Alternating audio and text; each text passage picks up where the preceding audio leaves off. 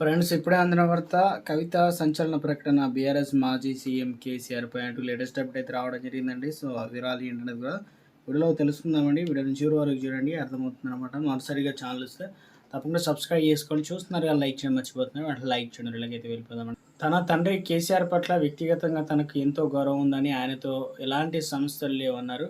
అయితే BRS president కేసీఆర్తో మాత్రమే రాజకీయంగా ఆయన విధానాలతో విభేదిస్తున్నట్లు ఆమె కుండా బద్దలుగొట్టారనమాట. కేసీఆర్ తన తండ్రి అని, ఒక హిందువుగా ప్రతిరోజు తన తల్లిదండ్రుల క్షేమం కోసం దేవుడిని ప్రార్థిస్తారని కవిత ఎమోషనల్ చెప్పుకొచ్చారు. కేసీఆర్ లేకపోతే అసలు నేను లేను అంటూ రాజకీయాల దగ్గరకు వచ్చేసరికి స్పష్టమైన విభజన రేఖ గీశారు.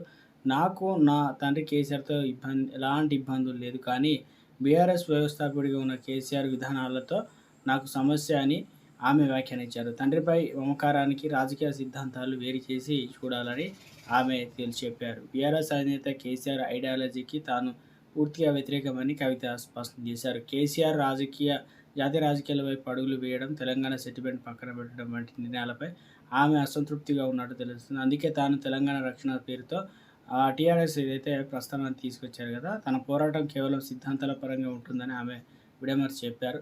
తమ కుటుంబంలో ఎలాంటి గొడవలు లేవని, ఇది కేవలం రాజకీయ చైతన్యం తీసుకున్న నిర్ణయమని కవిత పేర్కొన్నారు. తెలంగాణ ఆకాంక్షలకు కాపాడడమే తన లక్ష్యమని, అందుకోసమే తండ్రి పెట్టిన పార్టీని కాదని సొంతంగా రంగంలోకి దిగానని తెలిపారు. కవిత రాజకీయాలు కుటుంబానికి మధ్య స్పష్టమైన గీత గీస్తున్నారు, కానీ బీఆర్ఎస్ పెద్దలు మాత్రం అలా భావించడం లేదన్నమాట.